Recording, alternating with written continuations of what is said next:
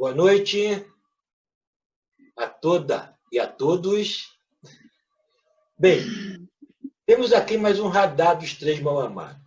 Dessa vez, o poeta capturado pelo radar é Rogério Bernardes. Rogério Bernardes é fluminense de São Gonçalo, nasceu em 1976. Mora há 11 anos em Brasília e é servidor público. Embora escreva desde a adolescência, somente aqui em Brasília começou a guardar seus textos. Antes, com autoestima baixo, sempre considerava seus versos ruins e achava que eles perdiam rapidamente qualquer apelo e jogava tudo fora.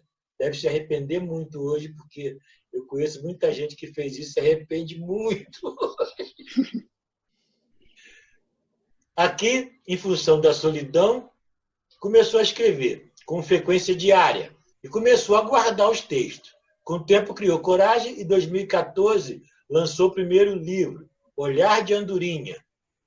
Seguiu, publicou Cantigas de Ninar Dragões. Depois, Cinza de Fazer Fênix. Esses dois últimos, pela Penalux, e o primeiro, pela Scortese.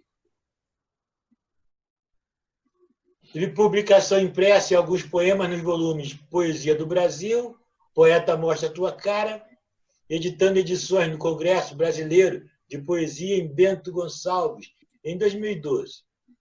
Esse ano, publicará o 4º livro, Não Servirei de Alimento aos Abutres. Não possui formação literária acadêmica, mas a paixão sempre foi a poesia.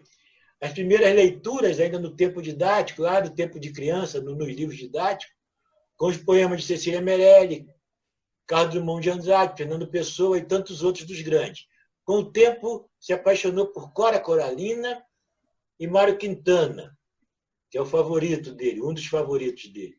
E pela simplicidade dos seus versos, entende que a poesia que mais ama é aquela que vai direto do coração do leitor, sem floreios de palavras difíceis ou estruturas completas. Acredita numa poesia simples, mas justa, simples, mas jamais simplórias.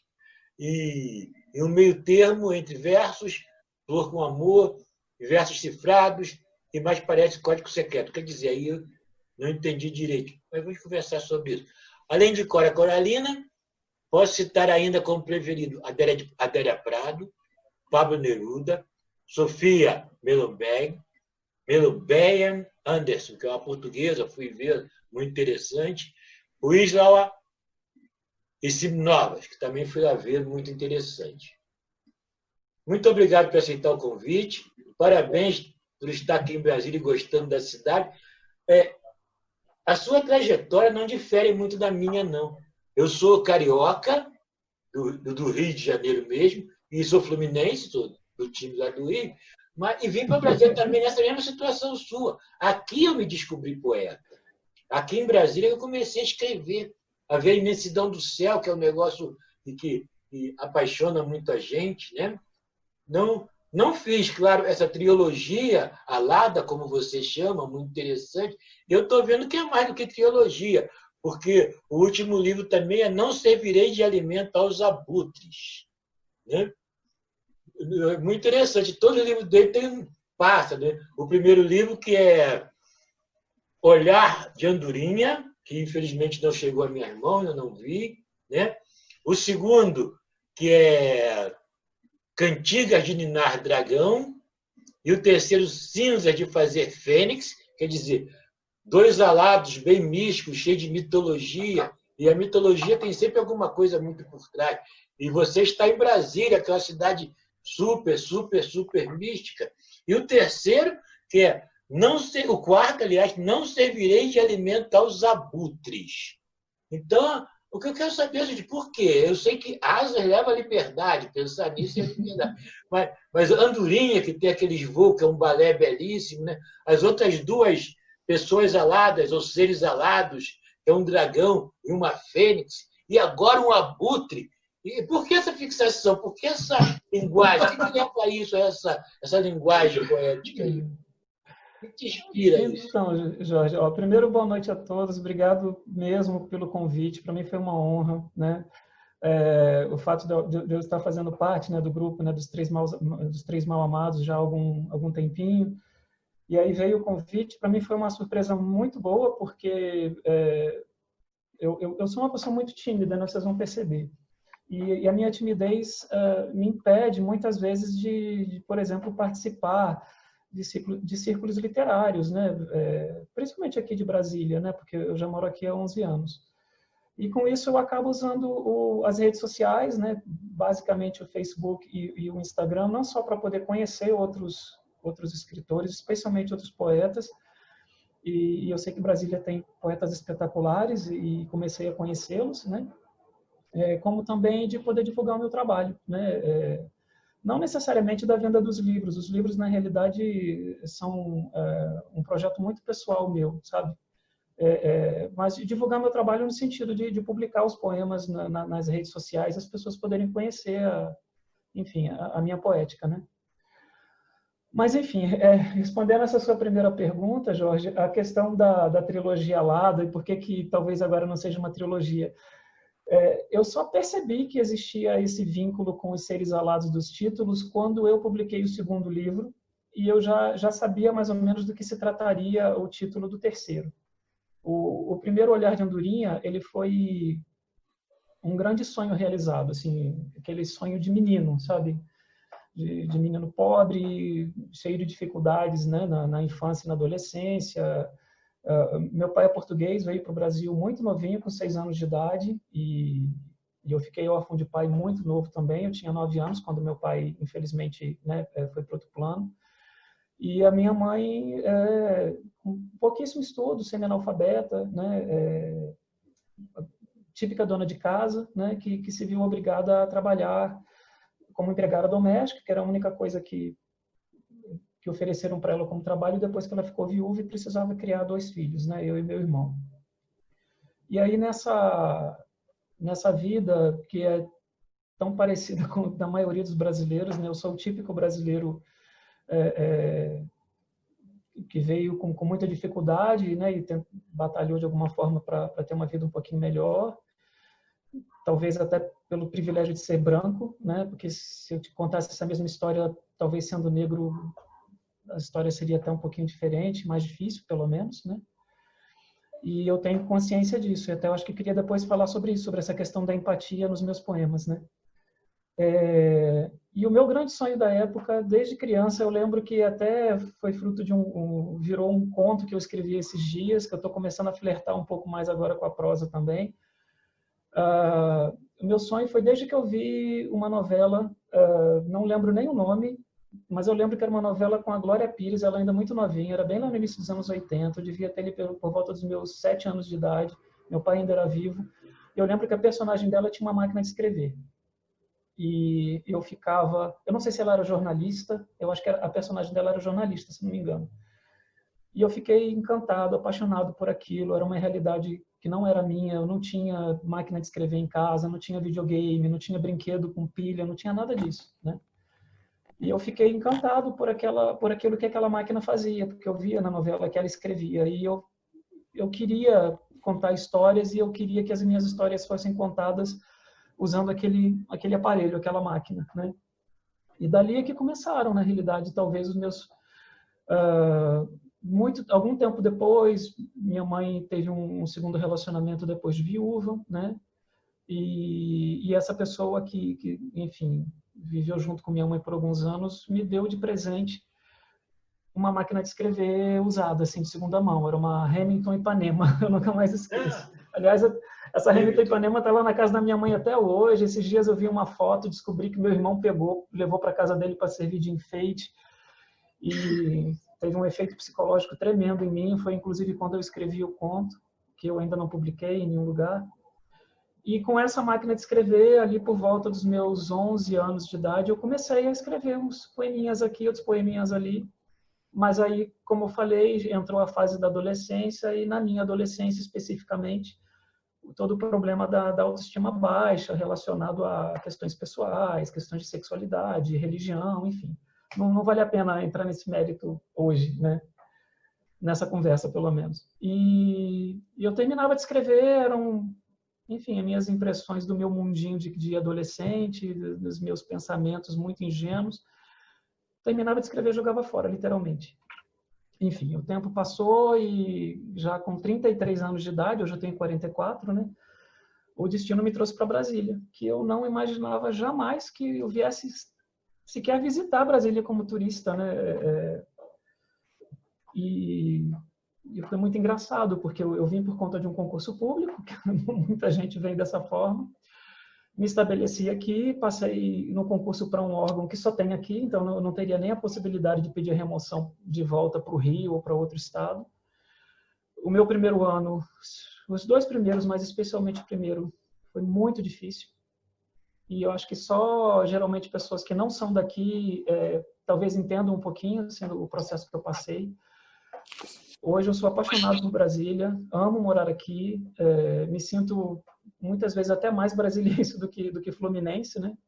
Eu não sou carioca, né, Jorge? Porque eu não nasci na cidade do Rio, né? E é uma confusão que muita gente faz, quem não é de lá, né?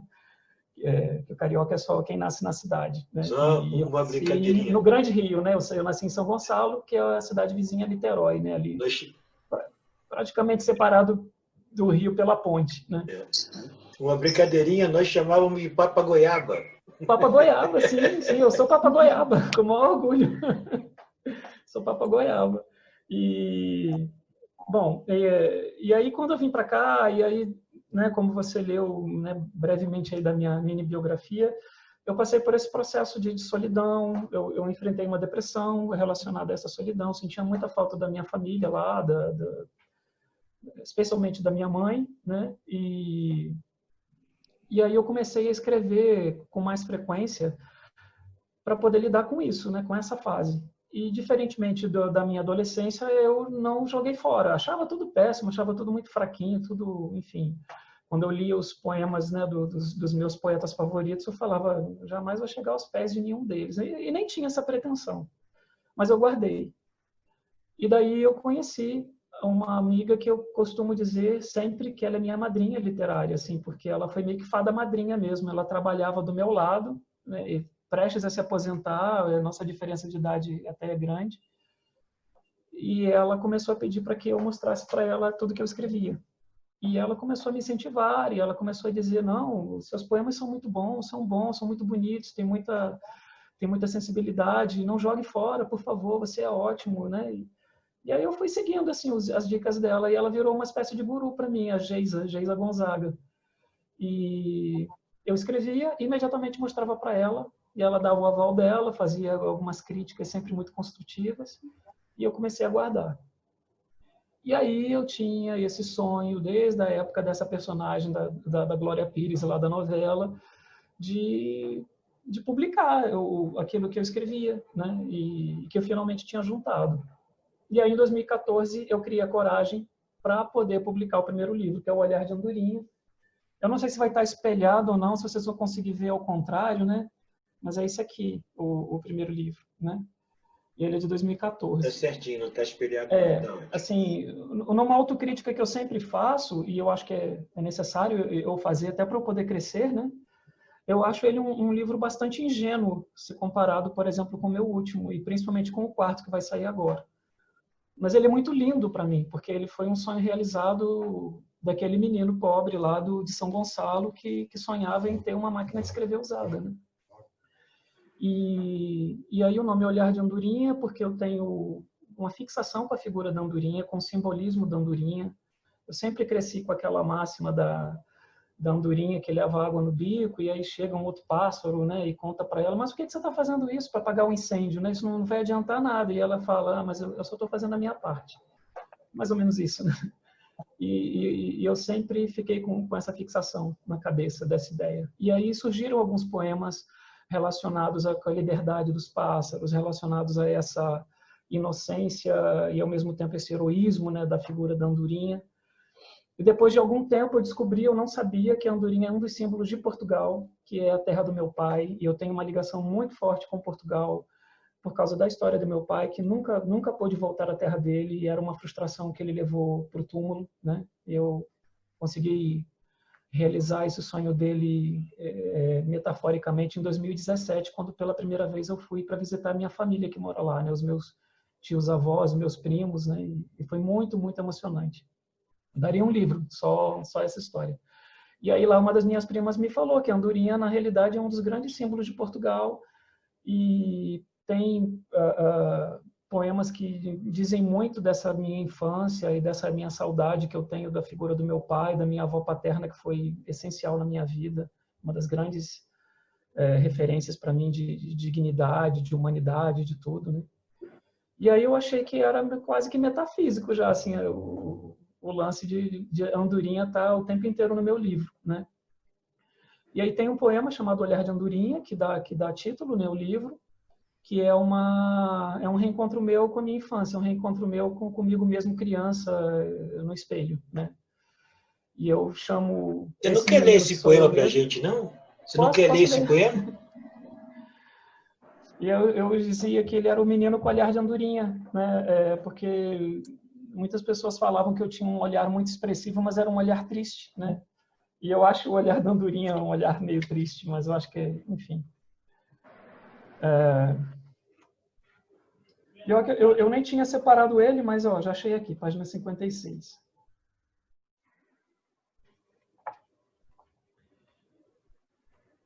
Olhar de andorinha. Hoje vi um menino magro, com pele de algodão e olhar de andorinha. Assustado com a luz do dia, que o despertou do sono ingrato. Ele encarou meu rosto, pediu-me proteção e aos poucos se afastou, sumindo sem deixar rastro. Preciso encontrá-lo novamente, oferecer-lhe abrigo, um teto quente e dizer-lhe que é bem-vindo, todas as manhãs, e que não vá embora. Sinto falta da inocência daquele menino franzino, que em minha memória mora. Amanhã, quando acordar, vou encarar o espelho e pedir-lhe um só desejo. Deixe o menino ficar. Preciso cuidar de seus medos, tocar em seus magros dedos e dizer-lhe 1000 segredos. Não deixá-lo se assustar com este menino mais velho. E ele entenderá que a inocência cedeu ao tempo. Sua infância é meu pensamento, pedindo para tudo voltar. Do outro lado da parede, encaro toda manhã a vida que um dia eu tive, onde o menino ainda vive, para sempre me lembrar. Aquela infância foi minha, menino com olhar de andorinha. Obrigado por toda manhã, no espelho, me reencontrar. Poxa, muito obrigado. Já agradeço. Você leu esse poema, eu vou passar então para a nossa convidada, ler um poema seu e continuar esse papo que a gente está aqui, ok? Tá ok. Boa noite, Nilva. Obrigado, viu, por ter vindo. Boa noite, Pietro. Obrigado. Jussara Rezende. Vamos lá. Rogério, você leu aí da infância, né, da andorinha, mas assim, esse mundinho e essa ingenuidade de menino, a gente consegue ver bem no Cantigas de Ninar Dragões, assim, uma maturidade do texto, né? Assim, os textos têm uma densidade, uma força, ainda que mantido simples, que é o que você reconhece, né, como sendo uma característica do seu texto, mas eles têm uma densidade enorme, assim. Eu separei um que eu já tinha lido antes, não agora, quando eu fui reler um pouco do seu material para hoje, mas eu já tinha me encantado nesse poema, que eu vou pedir licença para ler e fazer um questionamento no final. É o Microcosmo. Gosto das pequenas narrativas, que guardam o mundo dentro delas. Um microconto oceânico, um haikai buraco negro, um silêncio que come tudo em volta.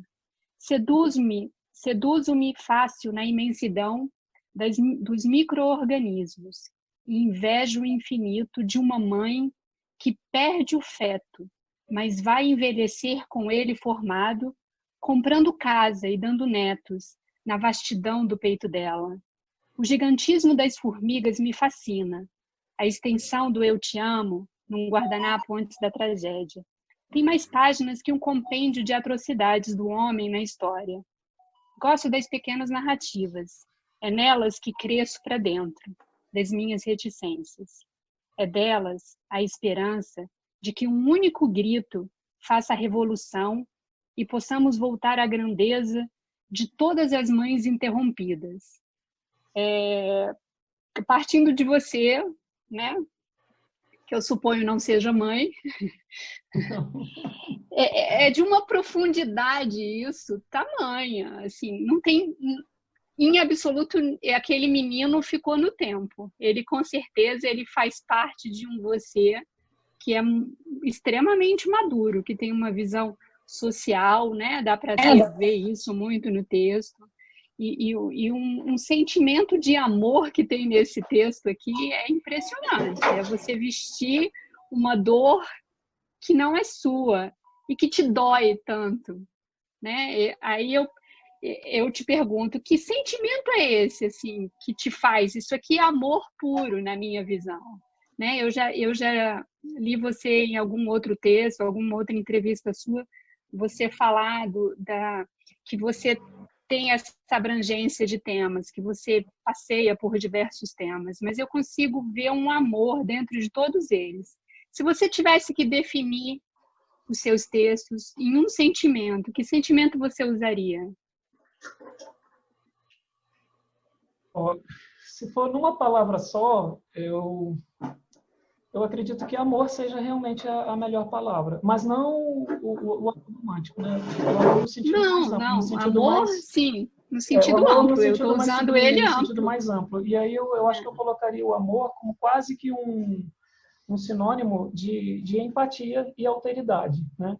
Que eu acho que particularmente é uma coisa que está faltando muito no ser humano, na nossa sociedade atual, né? E é algo que a gente precisa exercitar todos os dias, não na poesia, a gente precisa exercitar na nossa cidadania, né? E aí, assim, foi bom você me perguntar isso, Jussara, porque eu acho que, assim, talvez o grande salto, eu não digo de qualidade literária ou de temas, do meu primeiro livro, que é esse livro que eu falo, que na minha opinião é tão ingênuo, mas que é tão bonito para mim, que eu tenho tanto orgulho dele, como se fosse meu primeiro filho. Eu sei que é lugar comum falar isso, né? Mas, assim, a minha primeira produção mesmo, né? É que no primeiro livro, mesmo que eu falo muito de amor, eu falo muito de infância, eu falo muito de lembrança, eu faço muito essas correlações com a questão da liberdade dos pássaros, né?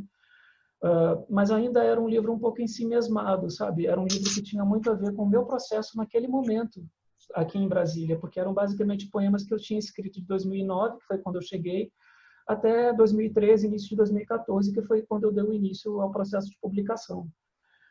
Então, assim, eram poemas que falavam muito sobre solidão, que falavam muito sobre amor e também esse amor romântico, falavam muito sobre desilusão, né? Porque eu passei por esses processos todos nesse período. Mas era mais ensimesmado, né? Do segundo livro em diante, eu comecei a ampliar um pouco mais a minha temática em relação a usar a minha poesia para poder falar do mundo e o mundo ao qual eu estou inserido. Então, eu comecei a olhar em volta. E quando eu comecei a olhar em volta, eu percebi que as minhas dores, que obviamente continuam comigo, né, as minhas dores do passado, os meus traumas, né, não só não são as únicas, como elas são um grão de areia na frente das dores do mundo que a gente vê o tempo inteiro. Então eu comecei a perceber que eu poderia, na minha poesia, falar sobre questões muito necessárias, né? Mas sempre com a preocupação de não invadir o lugar de fala de ninguém, né? Eu sei que é um termo um pouco da moda agora, essa questão, né, do lugar de fala, mas antes mesmo de se falar muito de lugar de fala, eu já tinha essa preocupação de não ultrapassar um limite do que eu não conheço ou da dor que não é minha e que eu estou fingindo que é. Então eu comecei a escrever sobre mulheres, eu comecei a escrever sobre racismo, eu comecei a escrever sobre homofobia, essa sim é uma dor muito própria minha, e tantas outras dores do mundo, e tantas outras dores das pessoas. E eu acho que chegou ao momento em que tudo isso se transformou em algo muito político, né? Mas não político do sentido partidário, mas político no sentido de posicionamento. E eu comecei a precisar me posicionar em relação a tudo que está acontecendo, inclusive em relação à política, à necropolítica do nosso país dos últimos anos, né? E não sei nem se vale a pena a gente mencionar isso. Então, os meus livros eles foram se tornando, esse amor passou a ser um amor, digamos assim, por mim mesmo, né? Um amor do espelho, não narcisista, porque narcisista eu nunca fui, eu tenho até muita dificuldade, né, disso, mas por um amor mais universal e um amor mais ao meu lado, um amor de tudo que eu vivencio. Esse poema especificamente, eu não tenho uma história específica assim de alguém, mas eu sei o quanto dói para uma mulher que, por exemplo, sonha em ser mãe. E eu tenho, na realidade, uma prima que tem uma história muito específica, muito bonita até no final, que é de tentar ser mãe, de tentar engravidar de todas as formas, e ela perdeu, né, vários bebês, e finalmente ela conseguiu realizar o sonho dela por meio da adoção, e depois, na segunda filha, por meio de uma barriga de aluguel. E eu escrevi um poema que não está em nenhum livro, na realidade, que era sobre adoção. Era um poema sobre a questão do amor de um pai e de uma mãe por um filho que é gerado fora do útero, né? E ela ficou muito emocionada, transformou o poema num quadro, e ela pegou uma das ilustrações do meu primeiro livro, não sei se vocês vão conseguir ver, que é essa aqui, e transformou num quadro e colocou no quarto do filho dela, que na época era só o menino, né? Depois veio a menina também. E me deu um depoimento muito emocionado, dizendo que o meu poema tinha mexido muito com ela. E aí foi quando eu percebi que eu poderia, sim, escrever sobre uma dor que não é minha, e essa dor ser uma dor respeitosa, essa homenagem ser uma homenagem que não invada, e que as pessoas sintam que eu só estou tentando ser um ser humano melhor. E a melhor maneira de eu demonstrar isso é por meio do que eu escrevo. E é a minha maneira de agir politicamente em prol das pessoas. É mais ou menos isso. Você fez com maestria aqui, né? Assim, seduz-me fácil na imensidão e invejo o infinito de uma mãe que perde o feto, mas vai envelhecer com ele formado. Foi violento. Parabéns. Obrigado.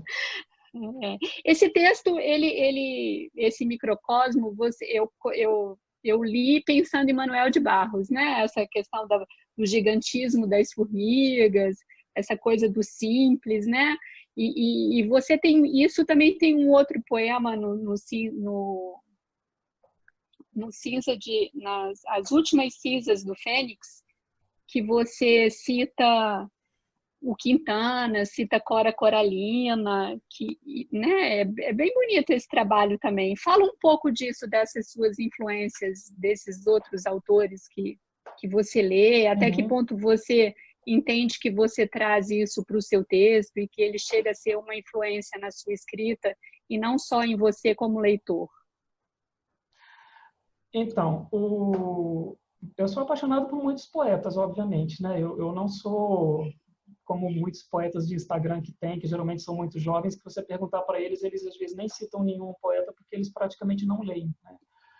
E o que é uma lástima, né? E é um problema assim de Instagram principalmente, né? O que eu costumo chamar de instapoetas, né? Tem alguns maravilhosos, mas tem outros que confundem, né? A autoajuda, coach, essas coisas todas com poesia, enfim, é complicado. Dá pano para manga falar sobre isso. Mas, enfim, eu sempre li muito poesia, sempre gostei muito, né? Mas na minha fase em que eu não tinha acesso a livros que não fossem os livrinhos lá da biblioteca da escola, eu acabava tendo contato só com os canônicos, né, digamos, né?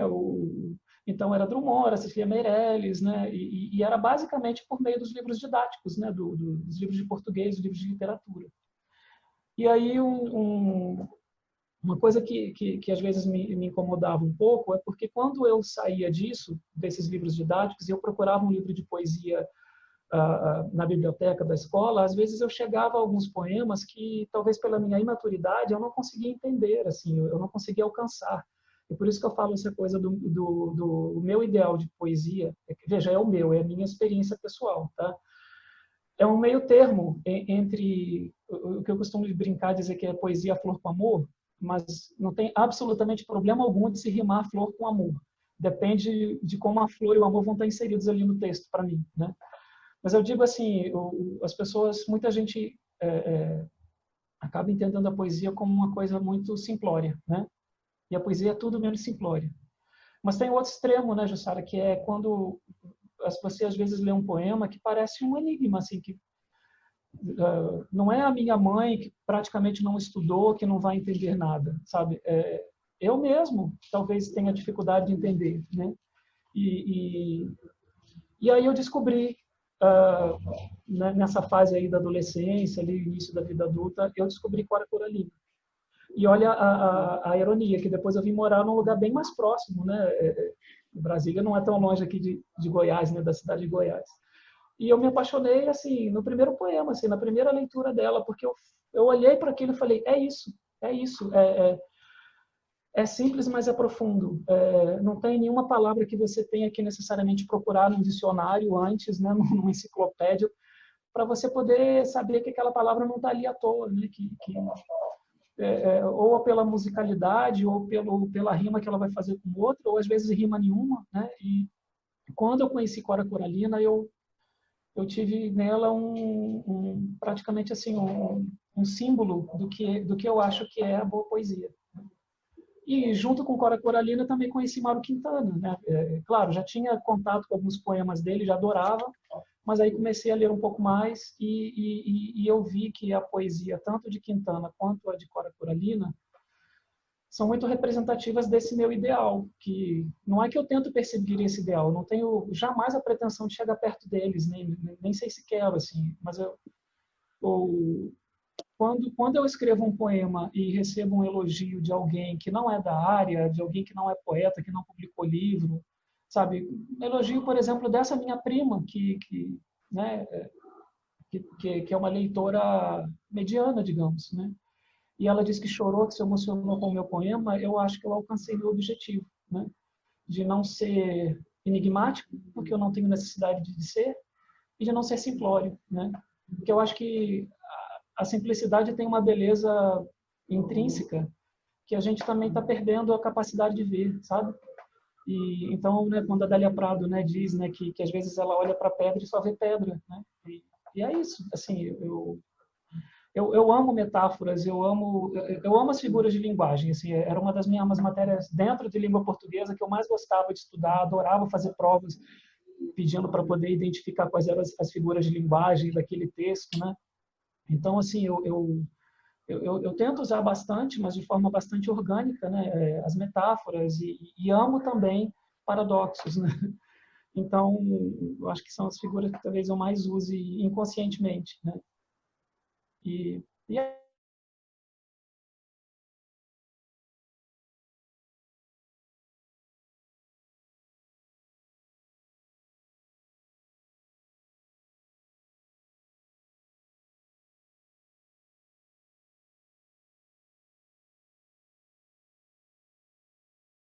da Academia Brasileira de Letras. Um dia tem um contato com um poema meu e acho bonito.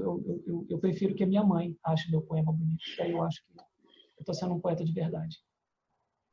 Que lindo. Eu não sou sua mãe, mas eu acho lindo. Tá bom.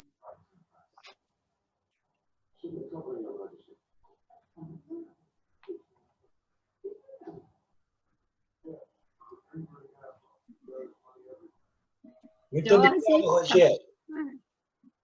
Mas não, Jorge. Fiquei sem tela, mas foi tudo normal. Rolou tudo, eu que fiquei sem tela aqui, por isso que eu demorei. Fernando Freire. Boa noite a todos, boa noite, Rogério. Boa noite, Fernando. Obrigado, viu, por estar aqui comigo hoje. Nós aqui agradecemos você ter aceitado o convite. Primeiramente, quero te dar parabéns duplamente, né? Primeiro, por suas últimas palavras aí, né? Porque eu acho que o que a poesia menos precisa é de poetas, abre aspas, iniciados. Sabe, aquele poeta que parece que quando você está lendo o poema dele, você está lendo um tratado de ocultismo, em que só os iniciados acadêmicos conseguem penetrar e destrinchar, certo? É por Exatamente. isso que eu gosto tanto de Bukowski, é por isso que eu gosto tanto dos Beatles. Sabe, eu acho que a poesia tem que... Eu acho que você, para demonstrar que você é erudito, que você é culto, sabe, que você tem bagagem cultural, você não precisa falar difícil. Para você demonstrar que você tem poesia, você não precisa se colocar num pedestal, porque a poesia não demanda, né, isso. A poesia não demanda jactância, a poesia demanda simplicidade. Parabéns pelo que você falou aí. Né, e te dar parabéns também pelo seguinte, né? Eu acredito muito que é a segunda vez que eu vou citar essa frase, é uma frase do rapper Criolo, né, que ele fala que música é um ato político, né? Eu acho que toda arte ela não pode separar-se do contexto histórico em que ela é produzida, né? E isso também com a poesia. Não passa. Ele me diz, não liga não, que isso passa. Eu sigo em frente com a cabeça baixa e assim me mantenho até chegar em casa. Ela me diz, não liga não, o mundo é assim. Eu sigo em frente com dó de mim e assim me escondo até chegar em casa. Eles me dizem, não liga não, não seja bobo. Eu sigo em frente com as manchas do ovo e assim me protejo até chegar em casa. O mundo me diz, não liga não, isso não é nada. Eu sigo em frente com a roupa rasgada. E assim seguro o choro até chegar em casa. Eu ligo sim, porque não passa. É o ódio em forma de piada. É a humilhação escondida nos cantos da risada. É a intolerância permitida fora e dentro de casa. Eu ligo sim, eu e todos os outros, os que levam ovo, cuspida, pedrada, os que são alvo, mira, vítima calada, os que não se enquadram, não oferecem nada, os que seguem sua natureza difamada, os que ousam nascer de cegonha ousada, os que não cospem a maçã envenenada, os que não leem nenhuma fábula sagrada. Mesmo após chegarmos em casa, porque às vezes não suja, às vezes não corta, às vezes não mata, mas nunca passa.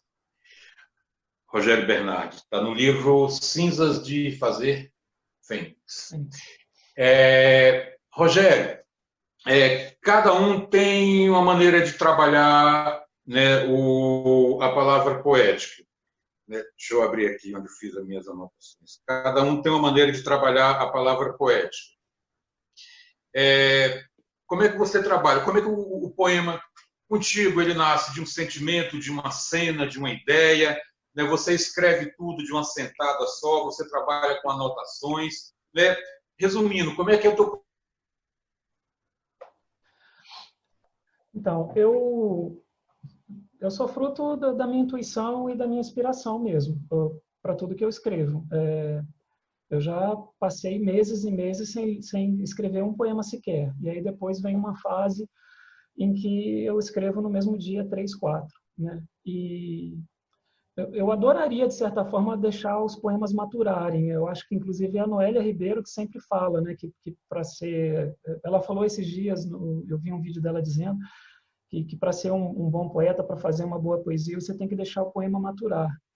Mas, às vezes, no meu caso, eu vou falar mais uma vez como experiência pessoal, né, apenas, que o momento faz com que eu escreva e que eu escreva de uma maneira muito acelerada. Assim, é como se eu tivesse inconscientemente medo de perder o fio da meada. E o que não falta atualmente, especialmente quando você quer escrever poemas com um teor um pouquinho mais social, um pouquinho mais político, um pouco mais combativo de alguma coisa, o que não falta é inspiração para isso, né? Basta você ligar a TV ou ver o Facebook, as últimas presepadas aí, e inspiração não falta. E então, assim, às vezes eu fico muito chocado com uma notícia, às vezes eu fico muito triste com algo que eu soube, com algo que eu vi. E quando eu vejo, eu estou escrevendo e em vez de ser uma crônica, em vez de ser um conto, em vez de ser apenas um simples relato, a minha forma de me expressar acaba sendo por meio dos poemas, né? No Cinzas de Fazer Fênix, que é o terceiro livro, isso ficou mais explícito assim da minha forma de escrever, porque eu vou dar um exemplo de um poema que tem no Cinzas de Fazer Fênix, que é o Somália, né?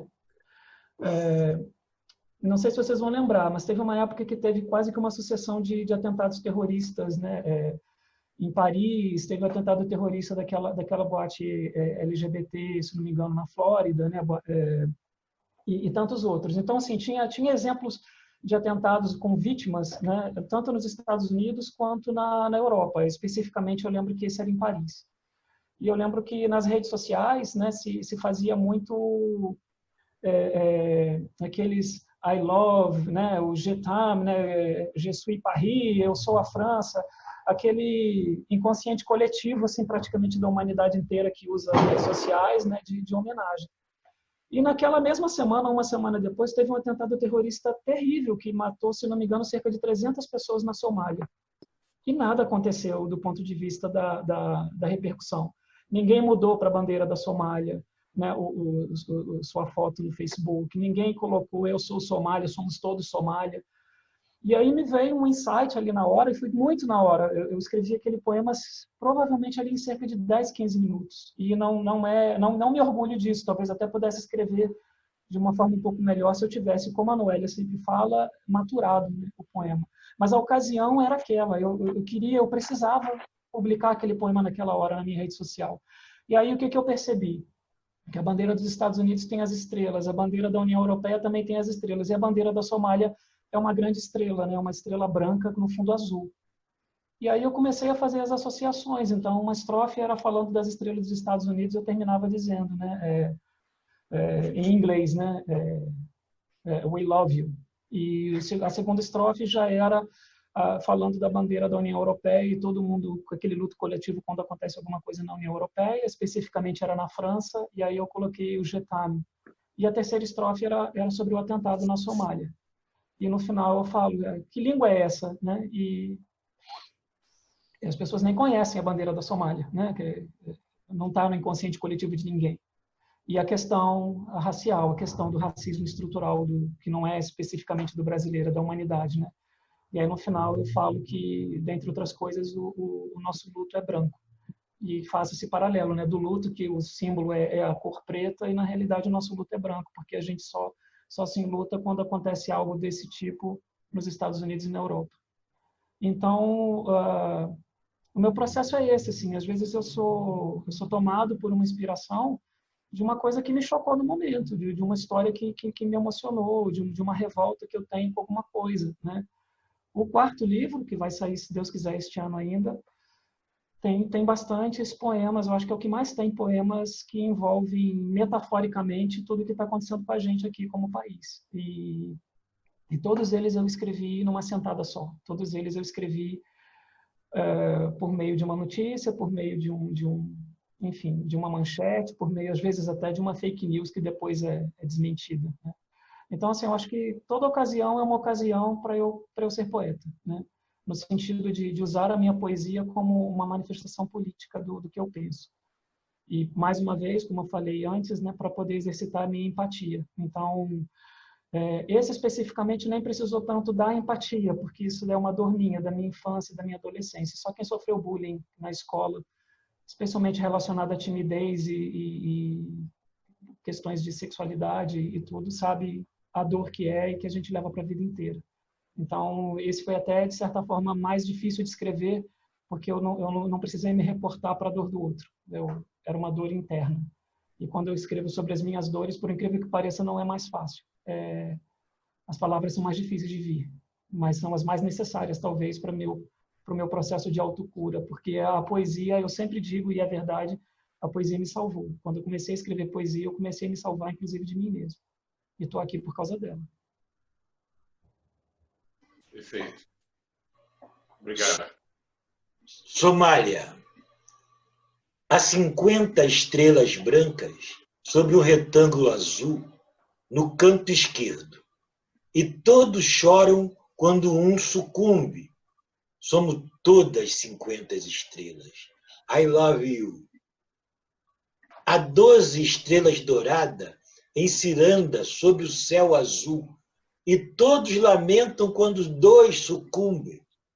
Somos todas 12 estrelas. Je t'aime. Há uma única estrela branca centralizada sobre o fundo azul.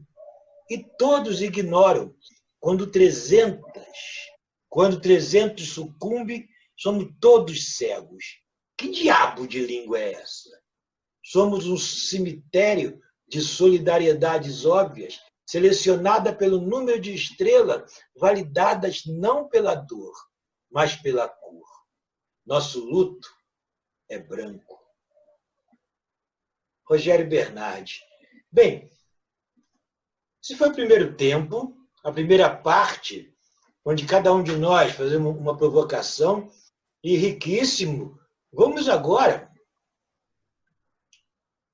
partir para a segunda parte do nosso bate-papo, onde cada um de nós pode fazer pergunta. Todo mundo aí pode fazer pergunta agora.